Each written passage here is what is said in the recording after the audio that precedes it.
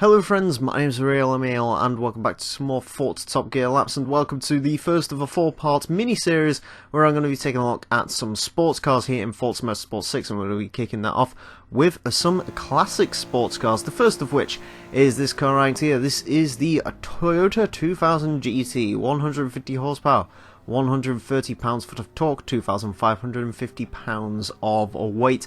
The 2000 GT, for the longest time I was very indifferent on. I couldn't really make my mind up on whether I liked this car or not.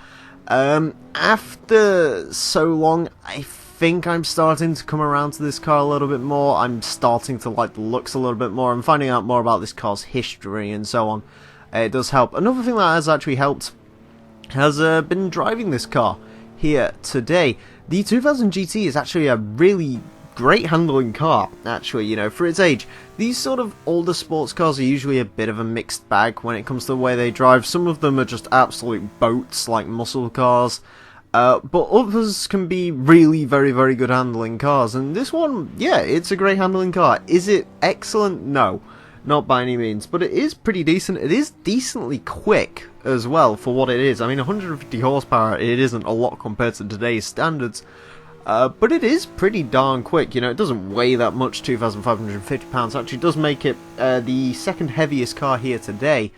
But again, comparing it to modern standards, you know, this thing weighs pretty much absolutely nothing. It is a bit rolly through the corners. You may notice that sort of on the replay cameras. I will say it actually looks a lot worse sort of on the replay than it did actually driving the car. But it is probably the rolliest on the suspension car here today. I believe it's one of the older cars, so yeah, that isn't too terribly surprising. Next up, we have the Opel GT, a 90 horsepower, 108 foot-pound of torque, 2,121 pounds of weight. This is the least powerful car and the least torquiest vehicle here today. Yeah, really not a lot of power in the Opel GT by pretty much any standards. The Opel GT, not a huge fan, really, of this vehicle. It is essentially, for all intents and purposes, half a Corvette C3, and really not being a fan of the Corvette C3, the Opel GT really isn't my cup of tea. Admittedly, it is a pretty interesting vehicle, certainly. History-wise and so on, it is a pretty interesting vehicle, and it's definitely something different here in Forza, but it just really isn't my bag. I'm not really into it, personally. Anyways, as far as its drive, I actually really did enjoy the way this vehicle drove. It is a huge amount of fun. This thing is definitely reminding me of like the Mark 1 Golf GTI, you know, that's a very fun car to chuck around. And, you know, these sort of older cars do lend themselves to all this that, you know, they can be a bit more fun, and the Opel GT, it's quite a bit of fun to drive. Again, it reminds me of the Mark 1 Golf. You know, the Mark 1 Golf isn't the quickest thing. Actually, comparing this to the Mark 1 Golf, they do have extremely similar statistics, ironically enough.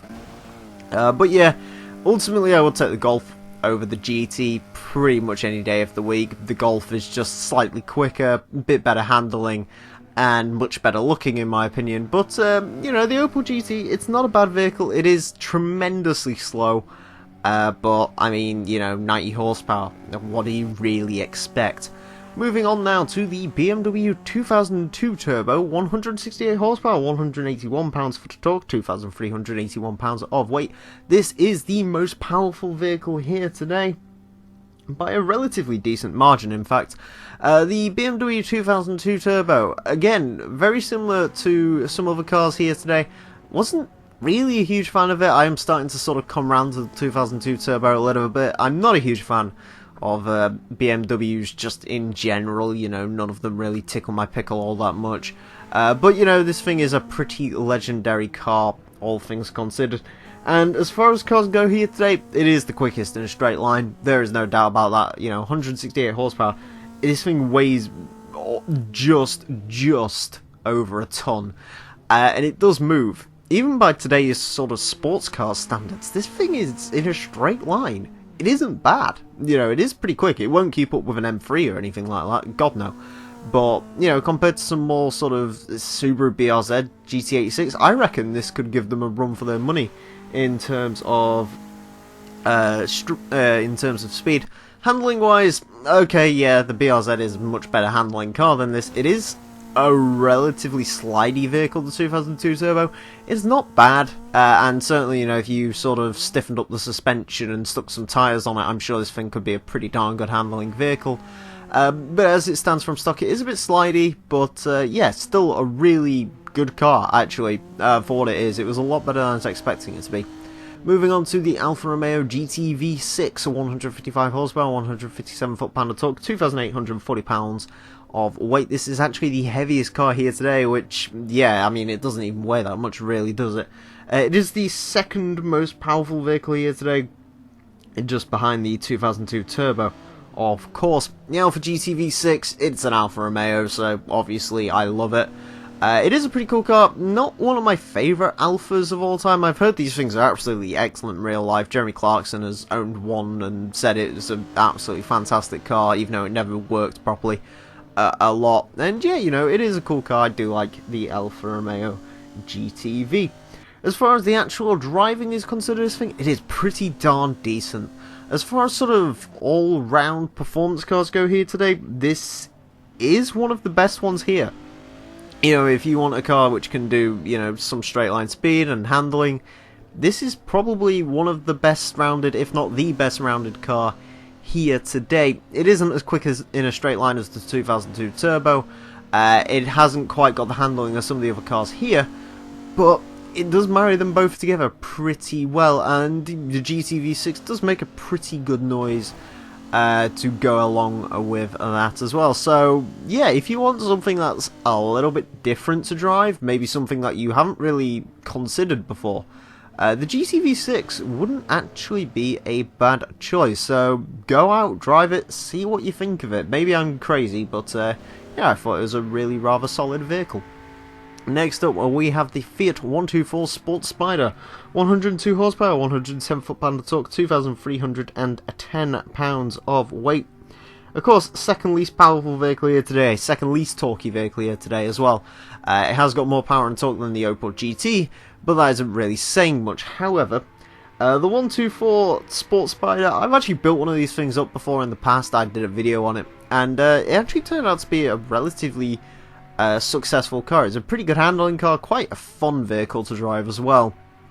So I don't think I've ever really driven this car from standard. So yeah, as far as it goes, it was good. Not one of the best handling cars here today, and it is slow. It is very, very slow. On the plus points though, it does make an excellent noise. This is by far and away, for me personally, this is the best sounding car here today. It sounded incredible, and I've never really noticed that before. But yeah, the 124 Sport Spider, it is a good car. Out of all the cars here today, this is certainly one that has the most potential to be good. There's this, and there's one other vehicle which I know, sort of in terms of upgrading, you know, is one of the best cars in the game. But the 124 Sport Spider, it isn't bad. And again, you know, I've built one of these things personally. I can tell you, you know, these things do have quite a bit of potential if you stick the right parts in them. They're pretty good for autocross. They're pretty good all-purpose racing vehicles. And yeah, the 124 Sport Spider is a pretty cool vehicle. Not 100% sure on the looks. It's very pretty from the front without the bumpers. The US spec bumpers do ruin it, and from the back it's a bit weird. But yeah, overall it is a Fiat, so yeah, obviously I like it. Next up, we have the Ford Capri RS 3100, 148 horsepower, 187 foot-pound of torque, 2,315 pounds of weight. Interestingly enough, this thing actually only weighs 5 pounds more than that Fiat 124. The Capri is actually the car with the highest amount of torque here today, which may sound more just like a random figure to throw out there, but the Capri, well, handling-wise, it actually does make sense. You see, the Capri, when it was launched here, was sort of a bit of European muscle. This was essentially the European Mustang, I guess, you know, 6-cylinder engines that was slightly more economical. It was a bit smaller and slightly better handling.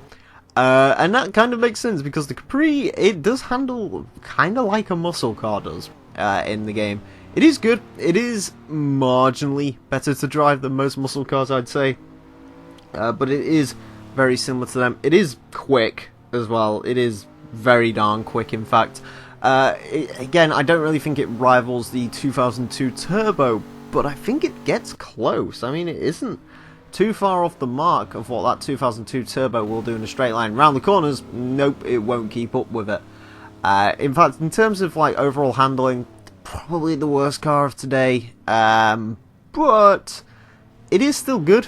It isn't bad, and certainly if you build it up, you can probably do something about the handling. But yeah, the Capri, it isn't particularly smart, but it is quite a bit of fun. And finally today, we have the Lotus Elan Sprint, 126 horsepower, 113 foot-pound of torque, 1,640 pounds of weight. This is the lightest vehicle here today by quite a heavy margin. That is not a lot of weight, and it actually has a lot more power than I was expecting it to. 126 horsepower. I forgot the Elan had that. I honestly thought it was making about 100, maybe 104-ish. I believe that's what one of the Elans made. But I wasn't expecting 126 horsepower from the Lotus Elan. As far as sort of cars go here today with potential, this is of course the car with the biggest amount of potential. The Elan is a leaderboard car, and it has been ever since it was really introduced into Forza, which I believe was Forza 2. Yeah, this thing has just always been a leaderboard car, and with figures like that, it is not hard to see why. As far as actually driving goes, it is a very, very fun car, this. This car probably, it did bring a very big smile to my face, and it was probably the car that brought the biggest smile to my face all day, because it's just such a fun car to thrash. And you know, it's not just the fact that it's fun, like the Opel GT was fun but slow. This thing's actually pretty darn quick. You know, through the corners, corner speed wise, I don't really think anything here today could match it. And in terms of straight line speed, yeah, you know, it's good. The Capri would probably beat it, but it's still pretty good. I would recommend giving the Lotus Elan a go if you haven't already, because it is quite a phenomenal little car to drive. On to the times then, and it is the BMW 2002 Turbo. That's the fastest car today, going into 180th with a 136.035. Beats out the Vauxhall Corsa VXR, Volvo 850R, just off the Chevrolet Camaro SS and the Toyota MR2 Supercharged. A pretty good time from that car. Moving down the board some more, the Lotus Elan Sprint is the second fastest car today, going into 193rd with a 137.892. Just below that is the Ford Capri in 194th with a 138.172. Both cars beat marginally by the 71 Nissan Skyline and the Ford Mustang. The Alfa Romeo GTV6 is in 196th place with a 138.515, which actually is a pretty decent time for that car, and it beats the Datsun 240Z by a thousandth of a second. Had the Datsun not already gone round, that would have been in this episode as well, because those cars are kind of comparable, and it is of course a classic sports car. And moving down the board once more, we find the Toyota 2000 GT in 202nd place with 140.804, misses out on an RS 1800 Escort, a bit quicker than a Cadillac limo. The Fiat 124 Sport Spider is in 208th place with 143.098, and the Opel GT is the slowest car today, unsurprisingly, going into 209th with a 143.961. Both cars do beat the Ford Fiesta XR2 and the Mazda RX-3, which is pretty decent. Slightly slower than a Ford Mustang 2 King Cobra, boo, and a Chevrolet Monte Carlo SS. So, pretty good showing from all of these classic sports cars. It'll be interesting to see over the coming weeks how they shape up against some more modern counterparts. Speaking of more modern counterparts, next episode I'm going to be taking a look at some retro sports cars, so join me for that. Anyways, friends, I want to thank you all very much for watching. My name's been The Real Emile, and until next time, a farewell.